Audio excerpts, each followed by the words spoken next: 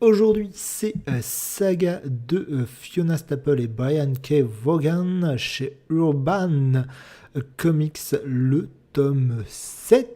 Et si dans le tome 6, on a fait donc Ansel, Marco et je ne me rappelle jamais du nom de la mère, Alona, qui étaient réunis enfin. C'était magnifique la réunion de famille. Ce tome 7 et je sais pas. Je sais pas si c'est moi ou si c'est bien le tome 7, mais j'ai eu un problème avec ce tome. Je l'ai trouvé en deçà des 6 premiers de saga. Donc dans ce tome, donc on a les 3 qui sont réunis. Ils se posent sur une comète qui s'appelle Fang parce qu'ils sont à court de carburant. Et donc on a ce qui se passe sur Fang, qui est une terre encore pareil, entre vous voyez, les ailés et la couronne qui se battent dessus.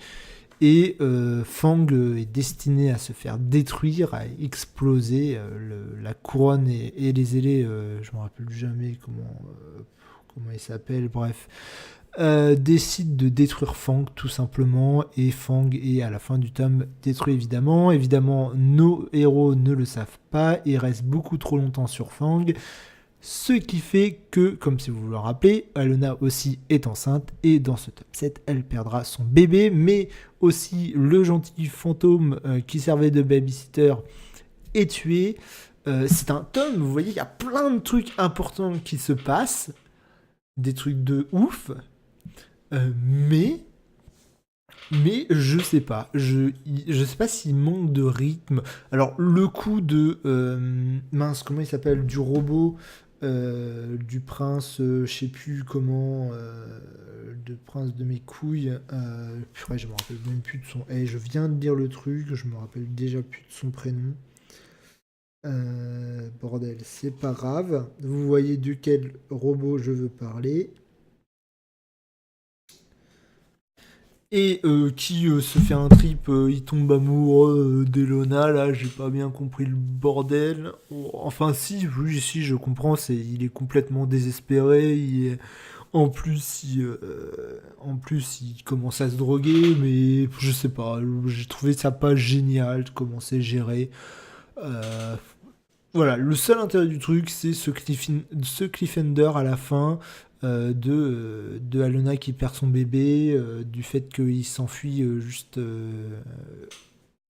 vraiment juste avant que la planète se fasse exploser. Faut savoir que donc la couronne et les ailés, donc le truc le plus important, je trouve, de ce tome 7 et qui m'a fait un peu ressentir quelque chose, on va dire, c'est le fait que en fait vraiment les ailés détruisent la comète à l'aide de la couronne. C'est la couronne qui fournit l'arme qui permet de détruire la comète.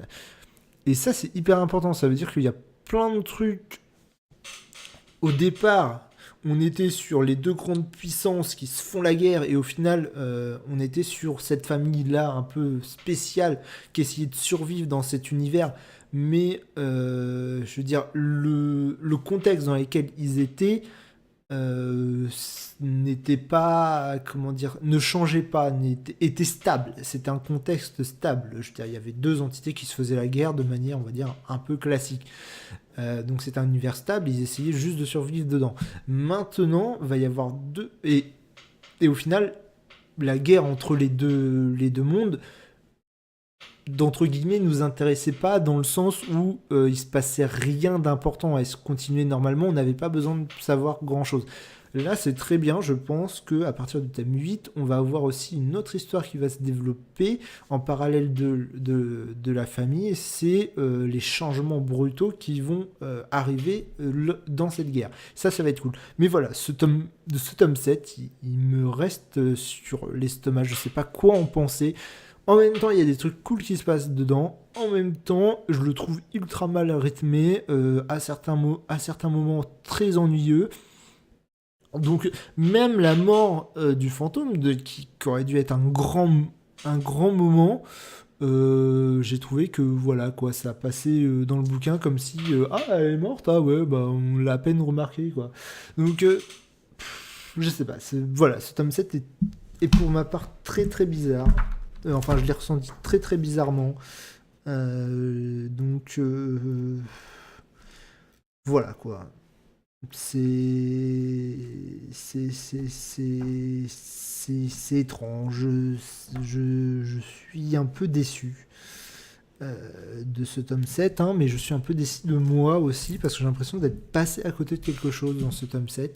Mais en tout cas, voilà, pour l'instant, je suis persuadé que le tome 8 ou au moins le tome 9 vont être très bons puisque, comme j'ai dit, il va y avoir des gros bouleversements dans la galaxie puisque les deux entités sont en train de bouger et de faire des choses vraiment nouvelles que leur histoire n'a jamais connues. Donc ça va être des trucs ultra intéressants. Mais le problème, c'est cette partie, je pense, de l'histoire de la famille de Elona, Marco et Hazel qui commence à tourner en rond, en fait. Je pense que il vient de là, le problème que j'ai avec le tome 7, c'est que au niveau de la famille, il n'y a pas grand chose d'intéressant qui s'est passé, il n'y a pas de grands moments qui sont... Enfin, si, la mort enfin, le robot c'est Elisabeth, hein, si je ne me trompe pas, le fantôme c'est Elisabeth, son prénom. Il y a des personnages comme ça, je n'arrive pas à me rappeler leur prénom. C'est incroyable. Bref, c'est pas grave. Mais en tout cas,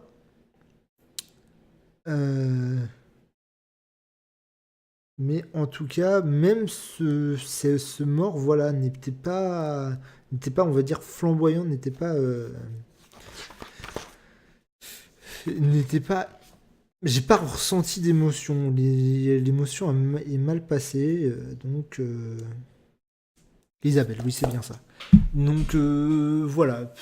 Je sais pas si c'est de mon côté qu'il y a eu un problème avec ce tome 7 ou si ce tome 7 a vraiment un problème. Mais voilà, il- j'ai cette drôle impression. Je vais conclure comme ça. Dans ce tome 7, j'ai cette drôle d'impression que à la fois il s'est rien passé et à la fois il s'est passé plein de choses. Et voilà, je suis coincé dans ce paradoxe sur ce tome 7 qui fait que je l'accueille de manière mitigée.